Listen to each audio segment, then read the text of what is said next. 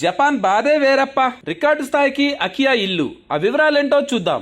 Japan గురించి మాట్లాడుకునేది ఎక్కువ, అక్కడ వాస్తవ పరిస్థితుల గురించి తెలిసింది తక్కువగా ఉంటుంది. సాధారణంగా జపాన్లో ప్లేస్ అన్నది తక్కువగా ఉంటుందని, అక్కడి ఇల్లు సైతం చాలా చిన్నవిగా ఉంటాయని చెబుతుంటారు.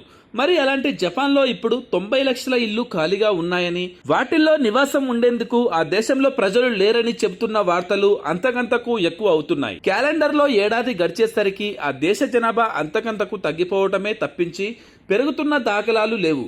ఇప్పుడు జపాన్లో ఖాళీగా ఉన్న ఇళ్లను పనిచేస్తే న్యూయార్క్ జనాభా మొత్తానికి సరిపోతాయని చెబుతున్నారు. ఇన్ని ఇల్లు ఖాళీగా ఎందుకు ఉన్నట్లు అన్నది ప్రశ్న.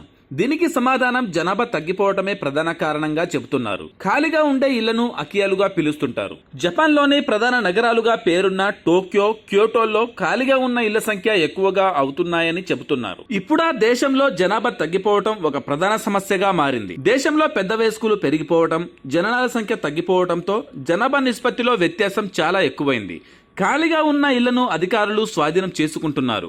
ఖాళీగా ఉన్న ఇల్లు విపత్తులు చోటు చేసుకున్నప్పుడు సహాయక చర్యలకు అడ్డంకిగా మారుతున్నట్లుగా చెబుతున్నారు. ఈ దేశంలోని యువత నగరాల్లో స్థిరపడుతున్నారే కానీ పట్టణాల్లో ఉండేందుకు ఆసక్తిని చూపటం లేదు. ఇక పాత ఇళ్లను పడగొట్టి కొత్తగా కట్టడం చాలా ఖర్చుతో కూడుకున్న వ్యవహారం కావటంతో పాత ఇళ్లను వదిలేస్తున్నారు. ఇక ఖాళీగా ఉండే కాలనీలు, ప్రాంతాలకు నడిపే బస్సులు, రవాణా సదుపాయాలు తగ్గిపోవడంతో అక్కడ ప్రజలు ఉండేందుకు ఆసక్తి చూపటం లేదు. జపాన్లో ఖాళీగా ఉన్న ఇళ్ల గురించి తెలిసిన విదేశీయులు వీటిని కొనేందుకు ఆసక్తిని చూపుతున్నారు. అయితే వాటిని కొనుగోలు చేసిన తర్వాత అక్కడి వాస్తవ పరిస్థితులు అర్థం చేసుకుని ఎరక్కపోయి వచ్చి ఇరుక్కుపోయామని భావిస్తున్నారు. ఎందుకంటే మన దేశంలో మాదిరి ఇళ్లను కొనుగోలు చేయటం, వాటికి మార్పులు చేసి అమ్మేయటం అంత సులువు కాదు.